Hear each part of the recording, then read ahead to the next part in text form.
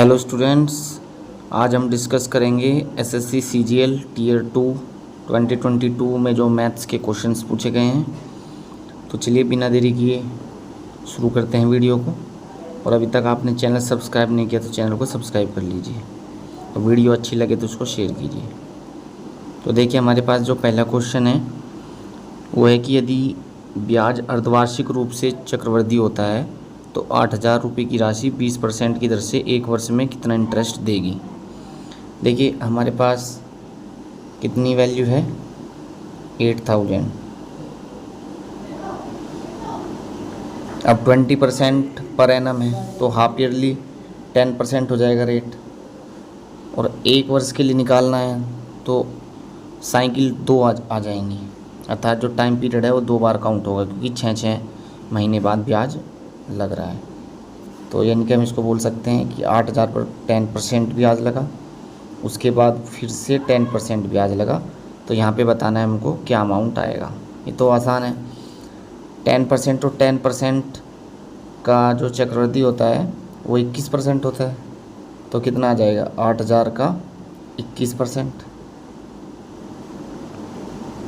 2 0 से 2 0 कैंसिल, 21 अट्ठे 168, तो 1680 इंटरेस्ट लगेगा। यहाँ पे डी ऑप्शन नहीं है तो उसमें आप 1680 कर लीजिए, वही हमारा करेक्ट आंसर होगा। बढ़ते हैं अगले क्वेश्चन की। ए, बी और सी ने निश्चित निवेश किया और उनकी कालावधि का अनुपात है 3:7। ए बी सी के प्रॉफिट का रेशो है 4:3:14। तो ए बी सी के निवेश का अनुपात, ये तो आसान है। आपको पता है कि टाइम इनटू इन्वेस्टमेंट क्या होता है, टाइम इनटू इन्वेस्टमेंट क्या होता है, प्रॉफिट होता है। तो यहाँ पे जो टाइम का रेशो है वो क्या है, वो है हमारे पास 3:7। और जो प्रॉफिट का रेशो है वो क्या है, 4:3:14। तो यहाँ पे बताना इन्वेस्टमेंट कितना है, मतलब यहाँ पे कुछ वैल्यूज़ आएंगी तो इसको किससे मल्टीप्लाई करें कि ये आ जाए। तो देखिए, 14 को 7 से डिवाइड किया, यहाँ पे आ जाएगा 2।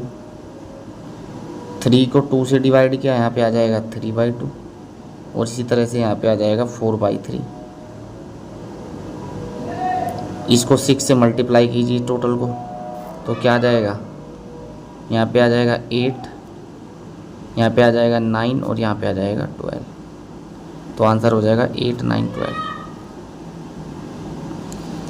निम्नलिखित संख्याओं का समांतर माध्य बताना है। 23, 17, 20, 19, 20। बहुत आसान है, ऐड करके 5 से डिवाइड कर देंगे। 23 और 17 40, ये कितना हो जाएगा, ये भी 40, 40, 40, 80 प्लस 20 100 और 5 से डिवाइड कर दो तो कितना आ जाएगा 20। यहाँ पे आपको क्या निकालना है, बहुलक निकालना है।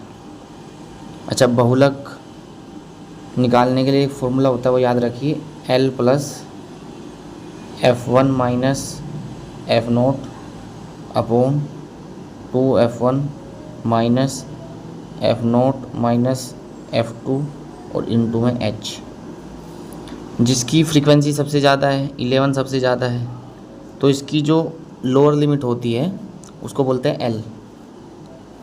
इससे पहले वाली जो होती है ये होती है F1, इससे पहली F0 और इससे अगली होती है F2। और जो इनके बीच का गैप होता है उसको होता है H, 5-5 का गैप है। तो सीधे फॉर्मूले में रख देंगे। तो L कितना है, यहाँ पे L है हमारे पास 25 plus F1 minus F0, 11 minus 9 2, 2F1 22 minus, इसको हम ऐसे भी लिख सकते थे, ये प्लस ये, अर्थात 9 + 10 19 इनटू में H कितना है, 5 का गैप है। तो 25 प्लस 10/3, अर्थात ये हो जाएगा हमारे पास 3.33, तो 28.33 आ जाएगा। क्रमशः 2 सेंटीमीटर, 3 सेंटीमीटर और 4 सेंटीमीटर व्यास के 3 नल हैं। उनके माध्यम से प्रवाहित जल का अनुपात है उनके व्यास के वर्ग के अनुपात के बराबर। सबसे बड़ा नल अकेले खाली टंकी को 81 मिनट में भरता है, तो तीनों को एक साथ खोला जाए, तीनों कितने भरेंगे, आसान है। फ्रीक्वेंसी का रेशो क्या है तीनों का, 3 नल है हमारे पास, तीनों की जो फ्रीक्वेंसी के है रेशो है वो इनका स्क्वायर है, इसका 4, इसका 9, इसका 16। अब ये जो 16 वाला है ये कितने में भर रहा है, 81 मिनट में भर रहा है। तो मान लेते हैं कि उसकी कैपेसिटी जो है नल की वो 16 इंटू 81 है। तीनों कितने भरोगे, तीनों को जोड़ दो, ये हो जाएगा 29 से डिवाइड कर दो। अच्छा, ऑप्शन में सभी में 29 है, यहाँ पे 2 ऑप्शन नहीं दिए गए हैं, उसमें 44 है, 64 है, एक ऑप्शन में 54, एक ऑप्शन में 34, और जो आगे की वैल्यू थी वो सेम ऐसी थी, आपको दिखाई नहीं दे रहे हैं।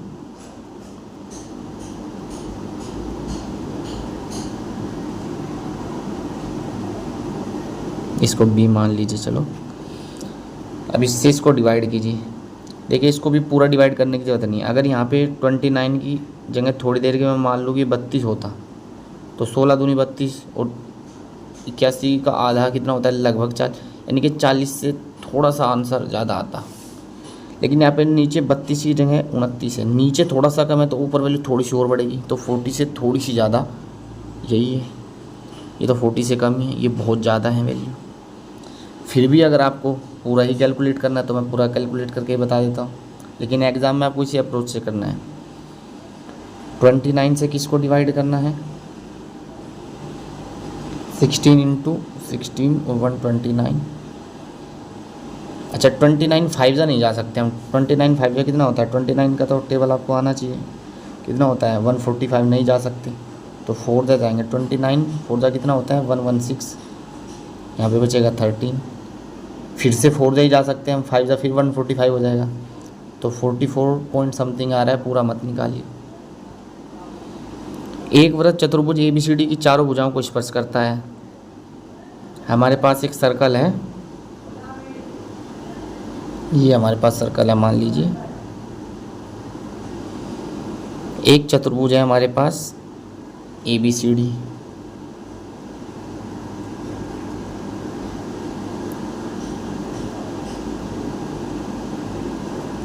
मान लीजिए इस तरह से टच कर रहा है, ABCD। हमको तीनों की लेंथ दी हुई है, AB 18 है, BC कितना है 21 है, AD 15 है। इसकी वैल्यू हमको बतानी है कितनी है, मान लो x है। अब देखिए फॉर्मूला क्या होता है इसमें,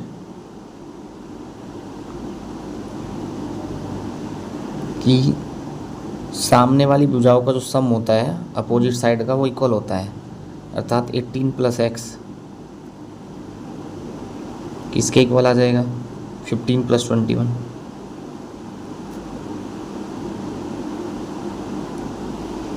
तो x की वैल्यू क्या आ जाएगी 18 ही आ जाएगी।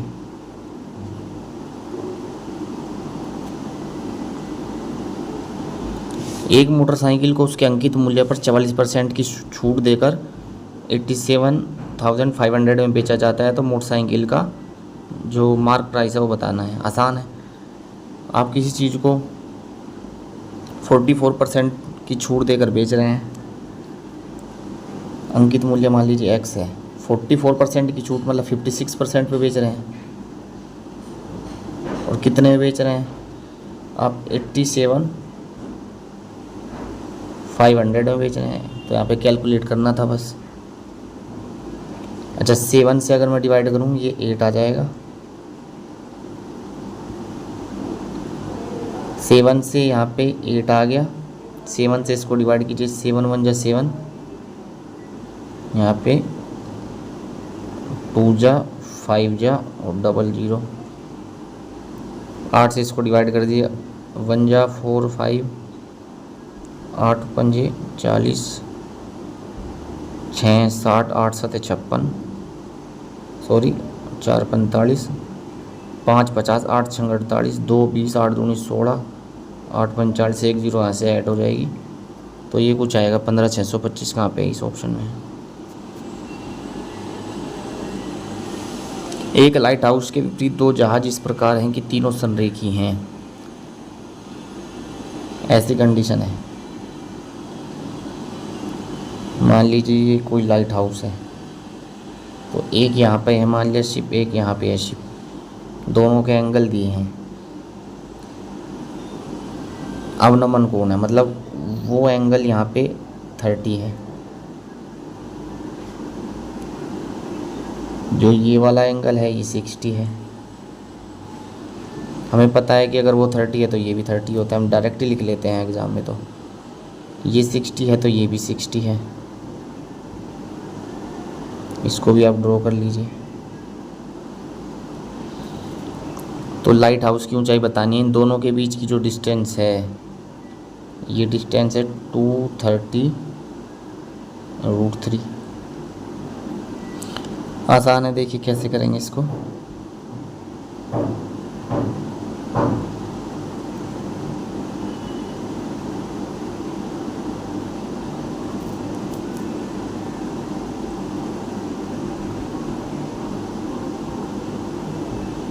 यहाँ पे हमें पता है कि अगर ये एंगल 30 होता है तो अगर ये h है तो ये इतनी कितनी हो जाएगी, h/√3।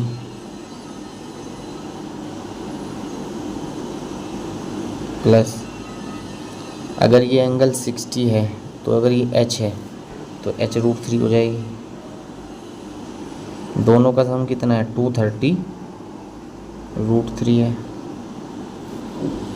सोल्व कर लीजिए। 3h + 1h 4h = √3 3 और 230 की 3 में मल्टीप्लाई कर दो, 690 आ जाएगा। तो h की वैल्यू कितनी आ जाएगी, 1, 2 बच गए 29, 4 7 28, 10, 4 दूनी 8, 4 5 172.5 आ जाएगा। एक आदमी शांत जल में 10 किलोमीटर प्रति घंटा की चाल से नाव चला सकता है। नदी इस चाल से बह रही है तो 2 किलोमीटर आने और जाने में 2 घंटे का समय लगता है। तो ये बहुत आसान है। नदी की दिशा में चाल कितनी हो जाएगी, धारा की दिशा में 10 + 4.5 यानी कि 14.5। विपरीत दिशा में चाल कितनी हो जाएगी, 10 - 4.5 5.5। मान लीजिए डिस्टेंस है 2 घंटे का समय लगता है,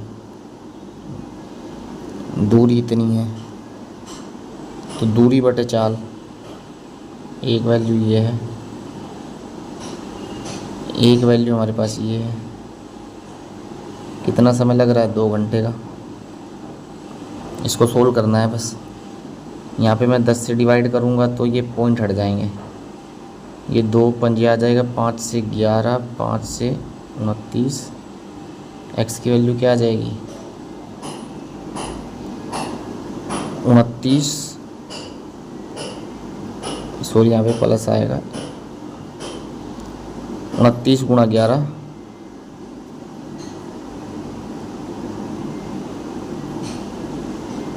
बटे 29 + 11।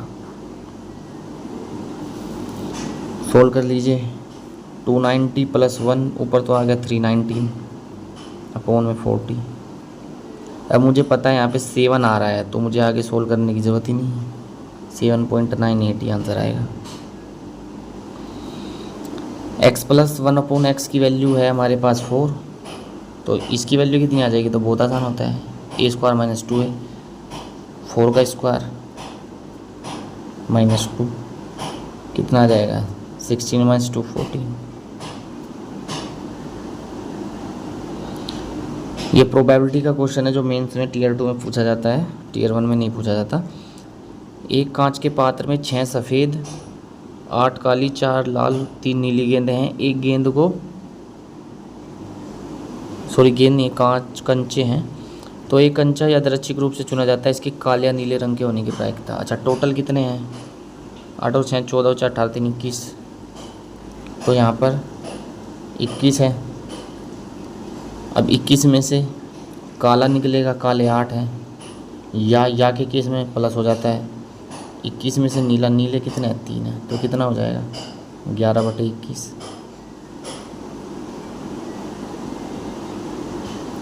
दो संख्याओं का गुणनफल 1500 है, HCF उनका 10 है, तो ऐसे कितने पेयर्स हो सकते हैं पॉसिबल। अच्छा, दो संख्याओं का अगर HCF 10 है तो मान लीजिए एक संख्या 10x है, एक संख्या 10y है, और x और y क्या है, प्राइम है, मतलब इनमें कुछ कॉमन नहीं है। तो दोनों का गुणनफल 10x इंटू 10y ये किसके बराबर हो जाएगा, 1500 के बराबर हो जाएगा। तो यहाँ पर x इंटू वाई यानी कि दोनों x इंटू वाई कितना आ जाएगा, 2 0 से 2 0 कैंसिल, 15 आ जाएगा। अब देखिए दो अभाज्य संख्याएं हैं जिनका गुणनफल 15 है, कितने पेयर बन सकते हैं, या तो एक 1 हो या एक 15 हो, एक 3 हो एक 5 हो, और कोई तो पॉसिबिलिटी है ही नहीं, तो 2 पेयर बन सकते हैं बस। एक आदमी 5000 की एक मशीन खरीदता है, 1 वर्ष के बाद वैसे 6000 में बेचता है, 2 वर्ष बाद फिर से 8000 में खरीदा, 10000 में बेचा, टोटल लेन देन में उसका प्रॉफिट बताना है। तो आसान है, ये देख लो उसने खुद कितना खर्च किया, 5000 में खरीदा या 8000 में खरीदा, यानी कि उसने 13000 रुपये खुद खर्च किए हैं। यहाँ पे 6000 में बेचा है, 10000 में, तो 16000 में बेची है टोटल, 3 0 से 3 0, 13 रुपये पे 3 का प्रॉफिट है, यानी कि 3/13। ये कितना होगा। अच्छा, अगर यहाँ पे 12 होता नीचे तो ये कितना आ जाता, 100/4, 25%। नीचे 13 है तो 25 से थोड़ा सा कम आएगा आंसर। 25 से थोड़ा सा कम कहाँ है, 25 से थोड़ा सा कम यहाँ पर है, यही आंसर होना है। एग्जैक्ट कैलकुलेट करना है तो एग्जैक्ट कर लीजिए। ये कितना आ जाएगा, 300/13, 13 दूनी 26, 4 बचे 40, 13 3 39, 1 बचे 10, 10 भी 13 से छोटा है तो 0 130 सॉरी 100, और 13 7 91, 13 8 112 लगभग 8। तो एग्जैक्ट कैलकुलेट की ज़रूरत थी नहीं। 3 वर्ष में 8000 रुपये पर दो बैंकों के साधारण ब्याज का डिफरेंस 800 है। दोनों बैंकों के ब्याज की दर R1 R2 का डिफरेंस, ये तो बहुत आसान है भाई। सिंपल इंटरेस्ट क्या होता है, PRT/100, principal rate time upon 100, ये होता है। अब हमें पता है डिफरेंस निकालना है, तो एक में 1 1 है, मतलब एक में 2 2 है, लेकिन P तो सेम ही है दोनों में, P तो सेम है, टाइम भी सेम है। तो जब डिफरेंस करेंगे हम तो क्या आ जाएगा, डिफरेंस आ जाएगा। ये समझाने के लिए मैंने लिखा था ओनली P इंटू T, और जो ये पूछ रहा है R1 माइनस R2 अपॉन में 100, ये कितना है 800।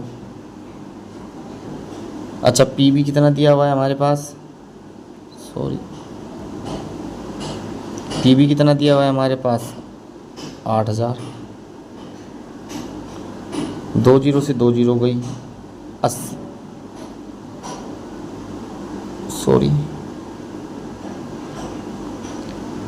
2 0 से 2 0 कैंसिल, 80 से कितना आ जाएगा, 10 आ जाएगा।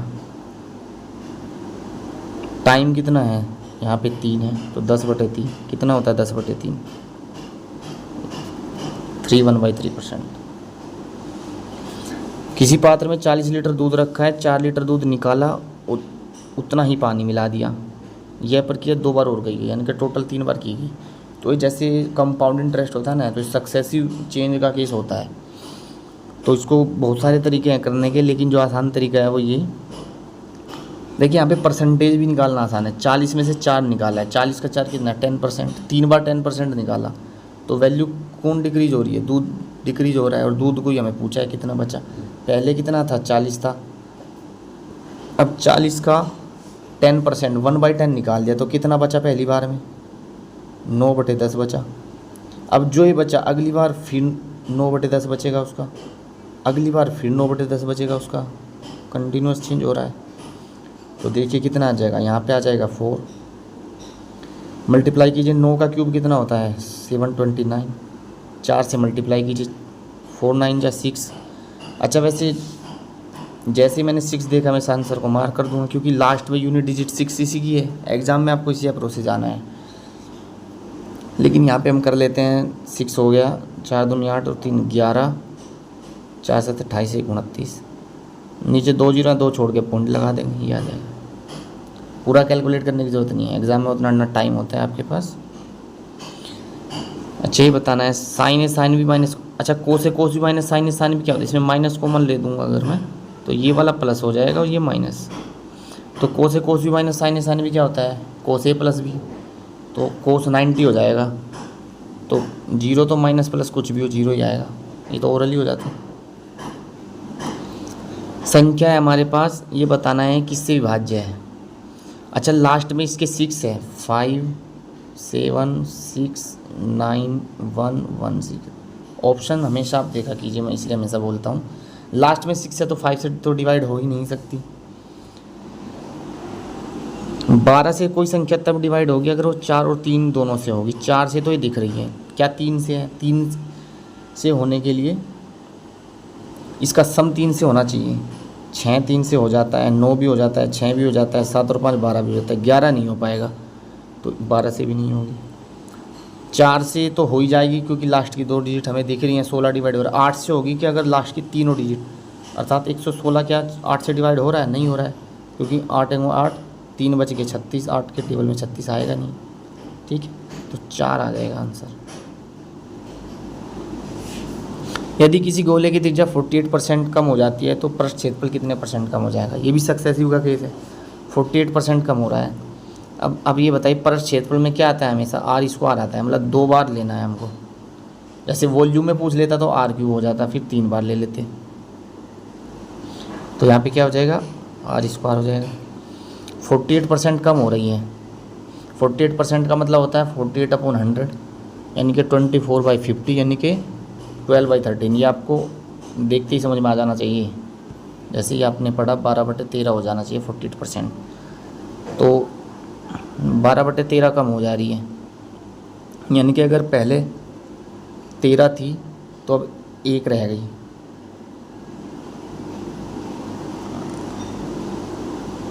बारह बटे सॉरी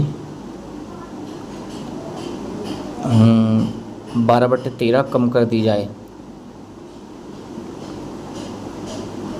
यानी कि 12/13 कम कर दी गई है, तो यहाँ पे कितना हो जाएगा, 13 थी पहले, अब 12 कम कर दी 1 हो गई, तो सही है 1/13, फिर से 1/13, तो 1/69। एक सेकंड रुकिए, ये कह रहा है 12/13 ही कम कर दिए गए, मतलब 12/13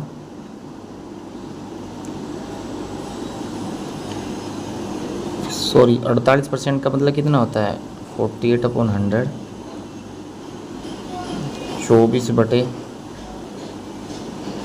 अरे 12/25 आएगा, वही मैं सोच रहा हूँ कि कुछ गड़बड़ है। ये क्या आएगा 12/25 मतलब पहले 25 थी तो 12 कम कर दी तो 13/25 रह गई, 13/25 फिर से 13/25, इतनी हो गई। परसेंटेज निकालना है तो 100 से गुना कर देना। अच्छा देखिए क्या आएगा, 25 चौका 100, 13 का स्क्वायर 169। अच्छा मैं यहाँ पे 100 बना लेता हूँ तो एक 4 से और मल्टीप्लाई कर देता हूँ, 16 से लास्ट में 4 आएगा, 4 तो नहीं आ रहा है, वेट कुछ गलत कर रहे हैं हम कहीं पे।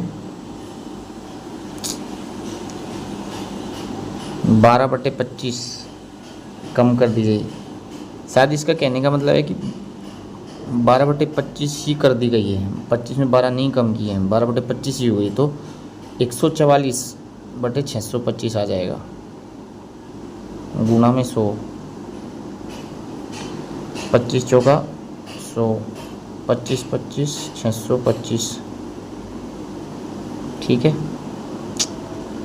अब यहाँ पे 625 थी तो 144 कम कर दी, तो 144 इसमें से घटेगा शायद। तो यहाँ पे आ जाएगा 5 में 4 गया 1, 12 में 4 गए 8, 5 में 4 गया, सॉरी 5 में 4 गया 1, 12 में 4 गए 8, 5 में से 1 गया 4, अपोन में 625 इंटू में 100, 25 चौका 100, 25 25 625, एक 4 और कर दो।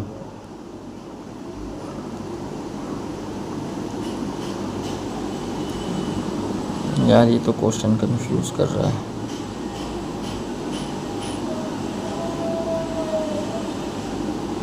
चार सौ 81/625 गुणा 100। एक सेकेंड रुकिए, इसको दोबारा से करते हैं।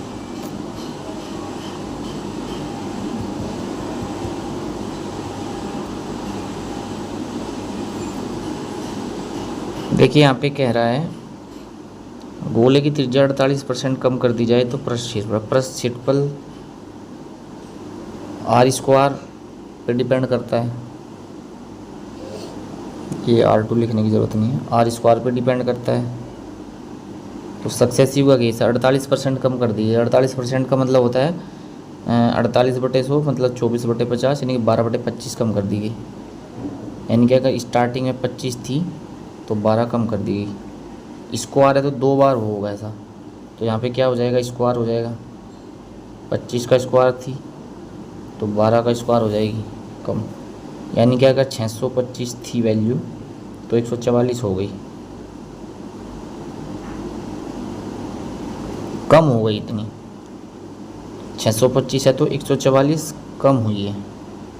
तो पूछ रहा है कितने कम हो गई। अब 625 में से इसको घटा दो, 5 में से 4 गया 1, 12 में से 4 गए 8, 5 में से 1 गया 4, 400 की 80 रह गई। स्टार्ट में कितनी थी, 625 था एरिया, अब कितना रह गया 400 की 80। तो कितने परसेंट कम हो गया, 25 चौका 100, 25 25 625। अगर मैं यहाँ पे 100 बना लूँ इसको तो यहाँ पे एक और 16 से गुणा कर दो। 16 एकम 16, 16 8 128 और एक 129। अच्छा 96 केवल इसी ऑप्शन में है तो ये आंसर हो जाएगा। दो संख्याएं तीसरी संख्या से 10% और 25% अधिक हैं, दोनों संख्याओं का अनुपात बताना है। बहुत आसान है। दो संख्याएं हैं, एक तीसरी संख्या से परसेंटेज में मान लो तो ये 100 है, ये 10% ज़्यादा है, ये 110 है, ये 25% ज़्यादा है, ये 125 है। इन दोनों का अनुपात 5 से काट दो, 5 दूनी 10, 5 दूनी 10, 5 दूनी 10, 5 दूनी 25, तो 22:25 आ जाएगा। ए बी सी तीन बिंदु इस प्रकार है कि ए बी 9 है, ए बी कितना है 9 है, और बी सी 11 है, बी सी 11 है, और ए सी 20 है। तो ए बी सी से गुजरने वाले वृत्तों की संख्या। अब हमें याद रखिए यहाँ पे देखिए क्या है, A B plus B C ही ए सी हो जा रहा है इन दोनों का योग। तो इसका मतलब तीनों बिंदु सररेख है, और सररेख बिंदु से तो को कितने वृत्त गुजरते हैं, सररेख बिंदु से तो कोई वृत्त गुजरेगा ही नहीं, 0 हो जाएगा।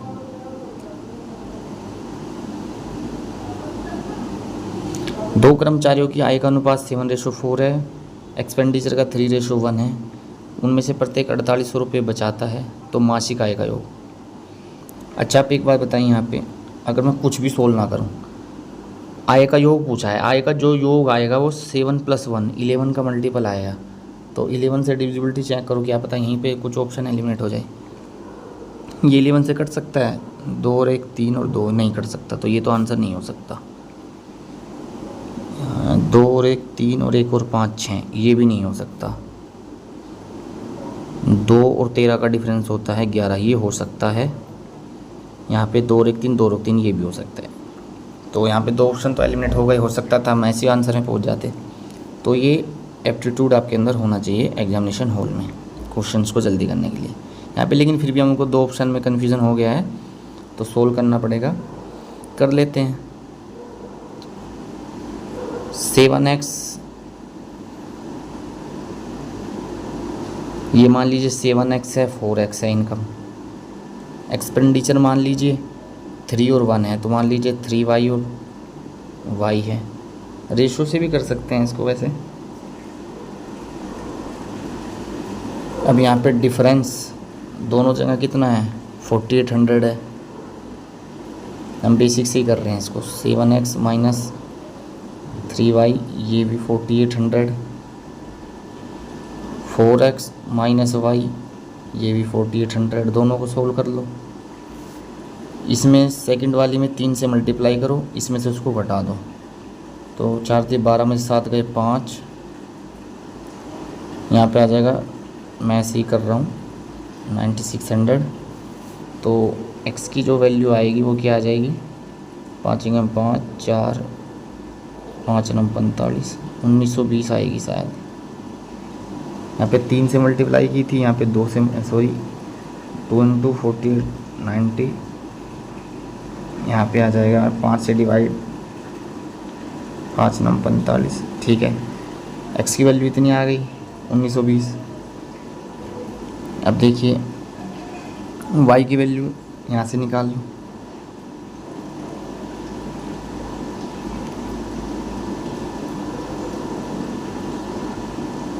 यहाँ से आप देखिए इस इक्वेशन से निकाल लीजिए 4x माइनस वाई से। 4 × x, 4 0 0, 4 2 जा 8, 4 9 जा 36, 7, 4800 चला गया इसमें से।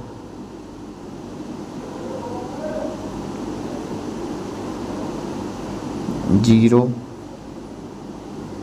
8 8, ये आ जाएगा।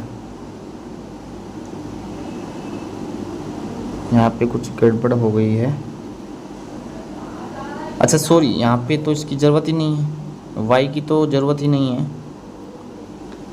आय पूछिए ना, तो 11 × x, तो इसकी 11 में मल्टीप्लाई कर दो। 291 0 2 9 1 0 2 1 1 2 2 1 1 2 0 2 1 1 2 0 आ जाएगा। इसका वैल्यू बताना है। 1600 की 80 किसका होता है, 41 का। 41 और 8 कितने हो जाएगा, 49। 49 का कितना आ जाएगा, 7 आ जाएगा रूट। त्रिभुज पी क्यू आर में पी क्यू बराबर क्यू आर है। त्रिभुज पी क्यू आर है हमारे पास, पी क्यू आर में क्या है, पी क्यू बराबर क्यू आर। पी क्यू बराबर क्यू आर है, तो इसलिए हम ऐसा कर लेते हैं, इसको क्यों मान लेते हैं, पी क्यू बराबर क्यू आर है, क्योंकि ये और ये दोनों बराबर हैं। एक बिंदु है ओ बीच में, तो यहाँ पर क्या बोल रहा है कि ये एंगल इसके बराबर है।